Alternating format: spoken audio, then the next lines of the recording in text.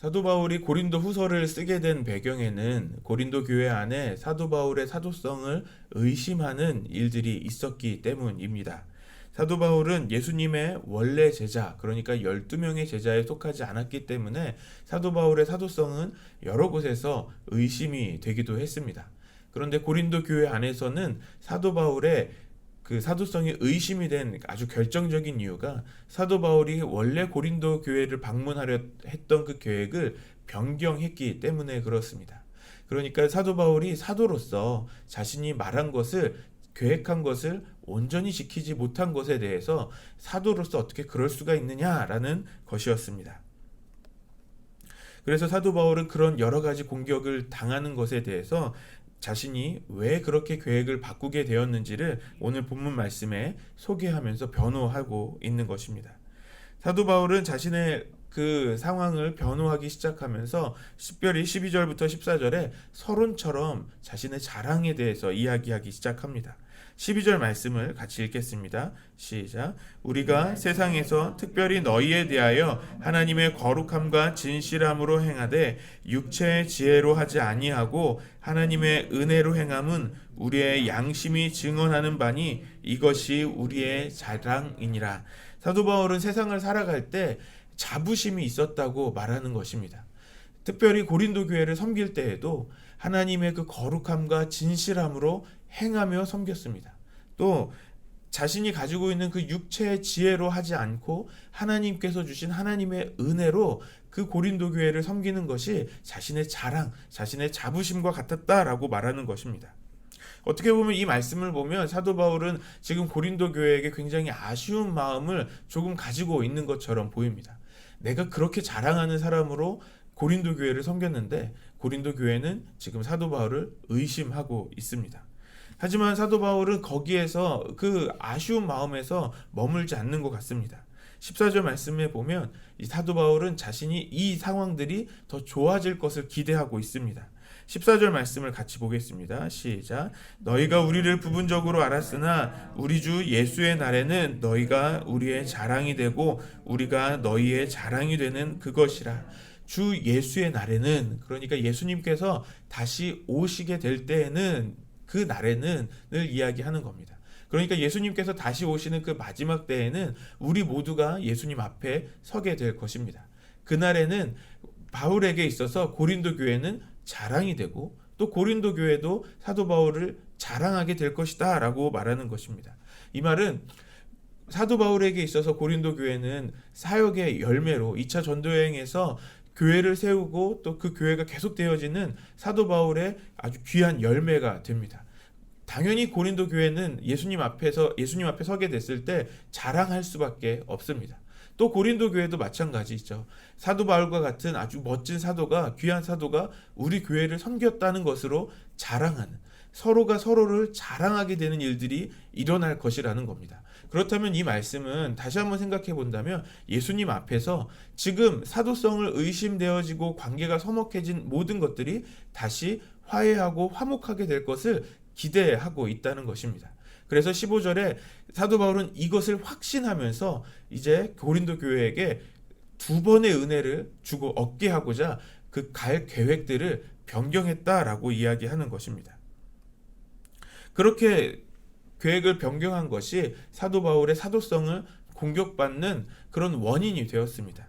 우리 17절 말씀을 또 같이 읽겠습니다. 시작. 이렇게 계획할 때에 어찌 경솔히 하였으리요 혹 계획하기를 육체를 따라 계획하여 예 하면서 아니라 하는 일이 내게 있겠느냐. 고린도 교회가 어떤 말로 사도 바울을 비난했는지를 보여줍니다. 사도 바울은 이렇게 계획을 바꾼 것을 경솔하게 한 것이 아니라고 이야기하는 것입니다.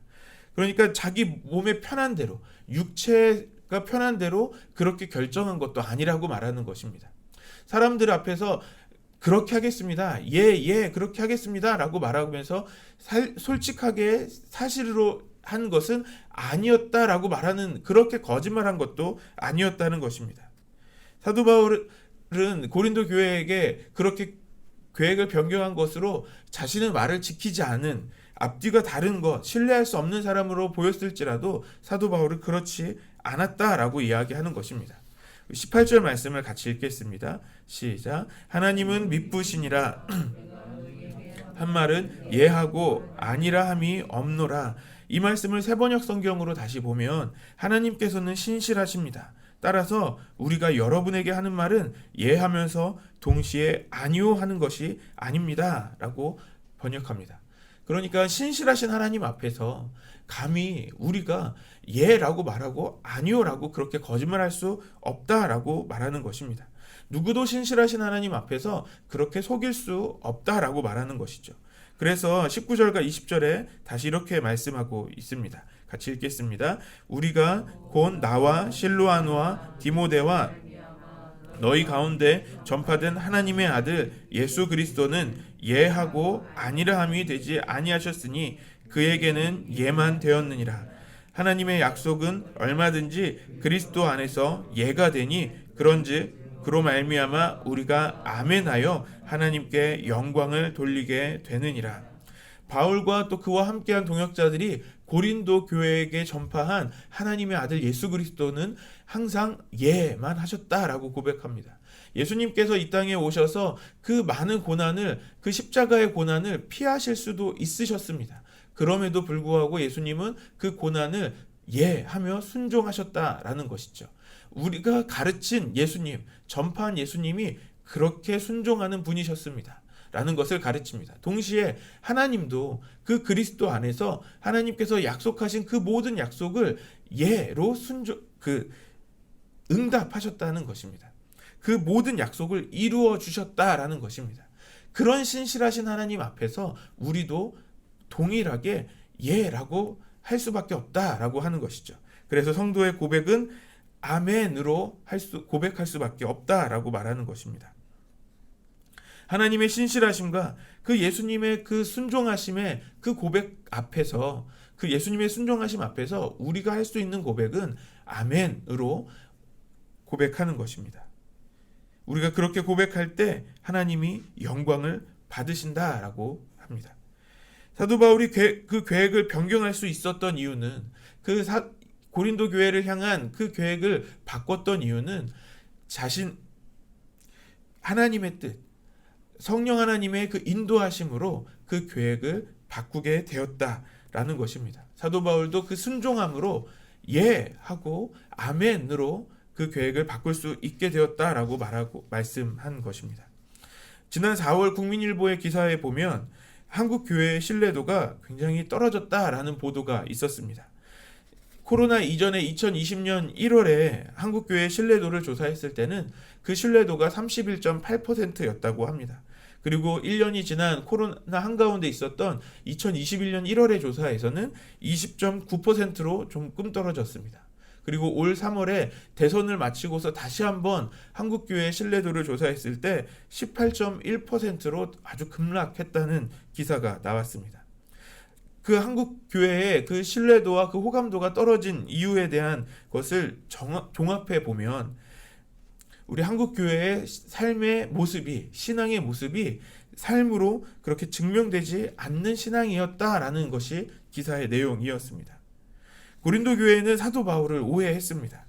고린도 방문 계획을 변경하는 그 모습을 보면서 그의 말을 신뢰할 수 없다라고 말했습니다. 어떻게 보면 오늘날 우리 교회의 모습이 그렇게 보이는 것 같습니다. 우리의 입술로는 사랑을 말하지만 우리의 삶의 모습에는 사랑이 없는 그 모습을 이 세상의 사람들이 실망해하고 있는 것과 같습니다. 우리의 모습은 앞에서는 맞습니다, 그렇습니다 라고 말하지만 우리의 삶의 진짜 모습은 아니요 라는 것을 보여주는 것이었습니다. 사무엘상 15장에 우리가 사울의 실패를 기억해야 합니다. 하나님께서 사무엘을 통해서 아말렉을 치고 또 그 아말렉의 그 모든 것을 멸하라고 말씀하셨습니다. 그 모든 소유를 남기지 말고 진멸하라고 말씀하셨습니다. 사울 왕은 그 앞에서 예하고 대답했을 것입니다. 그리고 백성들을 모아서 아말렉을 쳐서 승리를 경험합니다. 그런데 그 승리를 경험한 이후에 온전하게 순종하지 않습니다. 사무엘상 15장 9절에 보면 사울과 백성이 아각과 그의 양과 소의 가장 좋은 것 또는 기름진 것과 어린 양과 모든 좋은 것을 남기고 진멸하기를 즐겨하지 아니하고 가치 없고 하찮은 것을 진멸하니라. 가장 좋은 것은 남겨놓습니다. 그리고 하찮은 것, 가치 없는 것은 진멸합니다. 사무엘이 찾아와서 어떻게 이런 일이 일어났는지에 대해서 묻자 오히려 거짓말을 하죠. 하나님 앞에 더 좋은 제사를 드리려고 했다라고 거짓말을 합니다. 결국 사울 왕은 하나님께 버림을 당하게 됩니다. 우리의 신앙의 모습을 다시 한번 점검해 볼 필요가 있습니다. 우리는 하나님 앞에 진짜 순종을 하고 있는 사람들인지를 점검해 봐야 합니다. 우리는 그리스도인이라고 말합니다. 그리고 사랑을 말하고 어떻게 사는 것이 그리스도인으로서 사는 것인지를 우리는 말하고 그것에 또 아멘으로 예 그렇습니다 라고 우리는 말합니다. 하지만 정말 우리의 삶의 모습에는 그것이 그대로 나타나고 있는지를 점검해 볼 필요가 있습니다. 오늘 사도 바울은 하나님의 뜻으로 그 계획을 바꿨을 뿐입니다. 하지만 그것을 알지 못했던 그 고린도 교회의 성도들은 그 모습을 보며 의심하기 시작합니다. 우리가 하나님을 잘 알지 못하는 자들에게 보여야 하는 모습은 하나님의 말씀이 정말 진리라는 것, 그 말씀대로 살아가는 그 모습을 보여야 합니다. 오늘 우리 안성열린교회 모든 성도님들의 삶의 모습이 우리 신앙의 진짜 모습을 보여주는 그런 삶이 되기를 소망합니다. 그래서 우리 교회의 삶의 모습을 통해 하나님의 그 살아계심을 우리 모든 사람들이 보게 되기를 소망합니다.